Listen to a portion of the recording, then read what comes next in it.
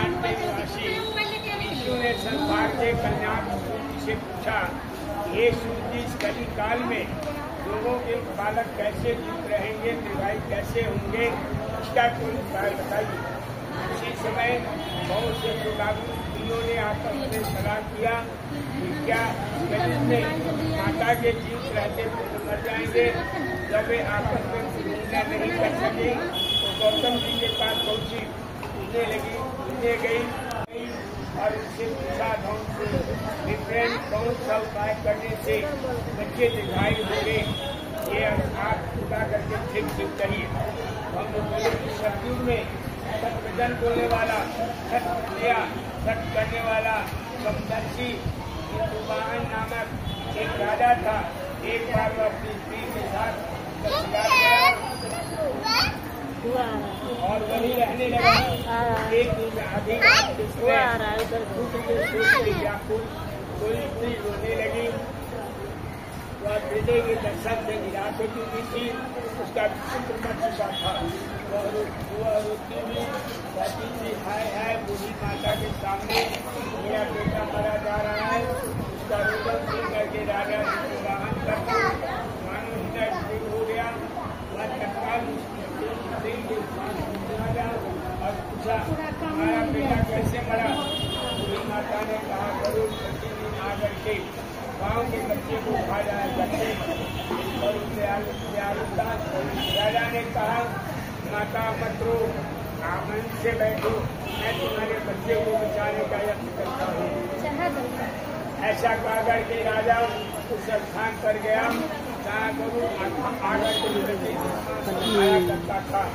उसी समय गुरु भी उस पर टूट पड़ा और मांस खाने लगा। राजा का बायां अंग खा लिया तो झटपट राजा ने अपना दाहिना हाथ उठा दिया और गुरु को सामने रख दिया। देख करके गुरु ने कहा कि तुम कोई देवता हो, कौन हो, तो मनुष्य को नहीं जान सकते। अच्छा, अपना जन्म और बताओ। से राजा ने आज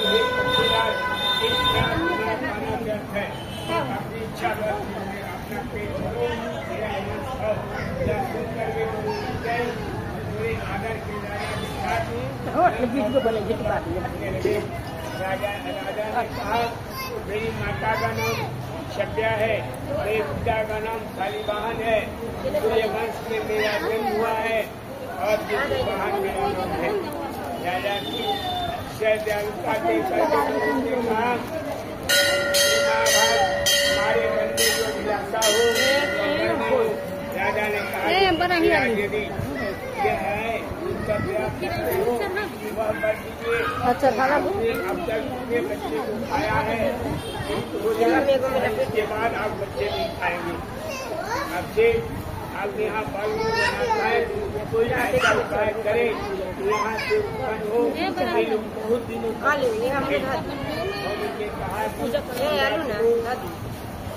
राजा को बदनाम देकर के लिए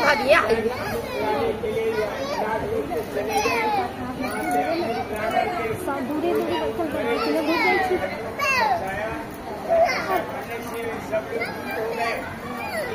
पहले गरुड़ ने खाया था। राजा का त्याग और गरुड़ की कृपा से वहाँ बालकों का बहुत प्रसन्न हो गया। उस समय राजा के शरीर की शोभा दूरी हो गई। राजा की त्यागता देख करके गरुड़ ने फिर कहा, मैं संसार के कल्याण एक और उपाय बता दूंगा। आज आश्विन मास छपनी रहित शुभ अष्टमी तिथि है। आज ही तुमने अपने बच्चे का जीवन दिया है। ये बात आज से यह दिन ब्रह्मांड को प्राप्त हो गया। वेद में इन्हीं नामों से विख्यात है। जो कैलोक में पूज्य अमृत प्राप्त करने में अपना स्वयं की पूजा कहलाई है। सो इस तिथि को स्त्रियाँ पूजा की और की बना करके हमारी पूजा करेगी। वह दिनों दिन उनका सौभाग्य बढ़ेगा और वंश की कोई भी क्रांति होगी। ये महाभारत इस विषय में विचार करने की आवश्यकता नहीं। राजन सप्तमी से रहित और उदया तिथि की अष्टमी को व्रत करे और नवमी को पारण करे और इस कन्या अपनी का त्याग करे, यानी करो व्रत न दिया जाए, ध्यान न दिया गया तो व्रत तो अवश्य नष्ट होगा, बच्चे नष्ट होंगे और सौभाग्य को अभी नष्ट होगा। ये तो बहन तो सब क्या दे करके करो, मैं दूर धाम को चले गए, राजा भी जो है सब चला गया, सेवा सुन गया, जो से आते हैं धीरे धीरे। मैंने आपसे व्रत तुमको बताया है, इस व्रत के करने से बच्चे दीर्घायु होते हैं। हे देवी तुम पीछे व्रत और दुर्गा जी का पूजन करो, ये अभिलाष प्राप्त होगा। करके को मिला करके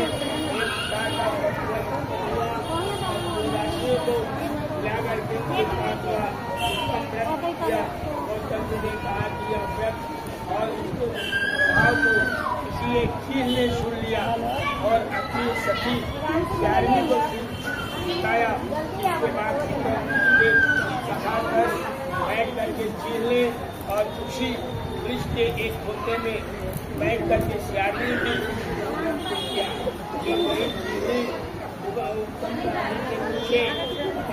आई और पीपल के खोते में बैठी भी सियारनी शक्ति चुना। सियारनी ने कहा उसको अति नहीं भूख लग गया, बाजार में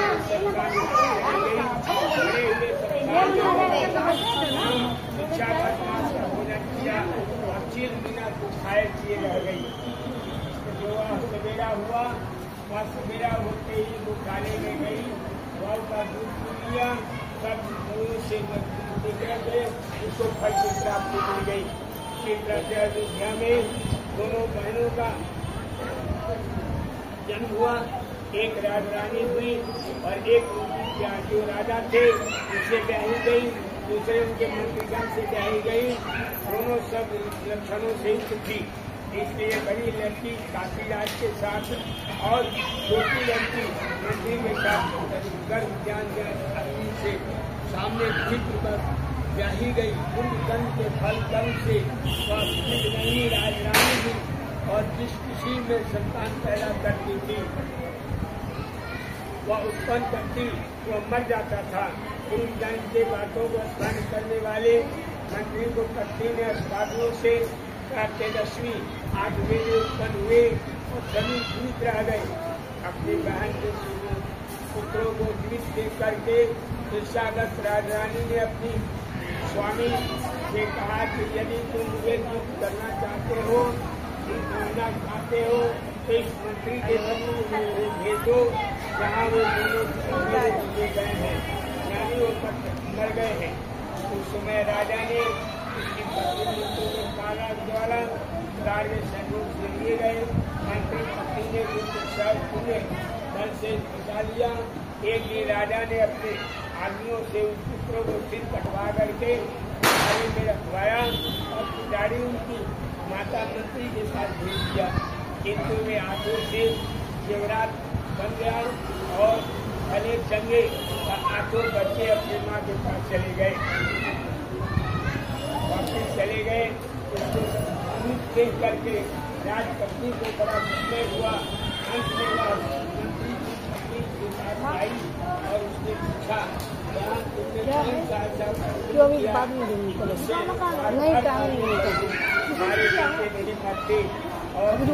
मंत्री की पत्नी ने कहा तुम छीन थी, मैं तुम सियारनी घर वाला किया तो भली भांति उसका नियम पालन नहीं करी और मैंने किया। तुम्हारे बेटे नहीं जीते और मारे जाते हैं। ये राजरानी आज तुम कुछ टीका के व्रत को करो, तुम्हारे बेटे दुधाई हो गए, मैं तुमसे सच कर रही हूँ। इसके लिए कथानुसार राजा ने भी जब किया कभी से उनसे कई बेटे सुंदर और दुधाई होकर के बड़े बड़े राजा हुए। सूर्य कहते हैं इस प्रकार का आनंद देने वाला मैंने हृदय में बतलाया है। स्त्रियाँ संतान चाहती है तो बच्चे सुखपूर्वक करें, नियम पूर्वक करेंगे तो ये तिहाई बच्चे दुखाई होंगे और सरकार को दुखाई होगा, इसमें कोई संदेह नहीं है। प्रेम से बोलिए तुलसीदास महाराज।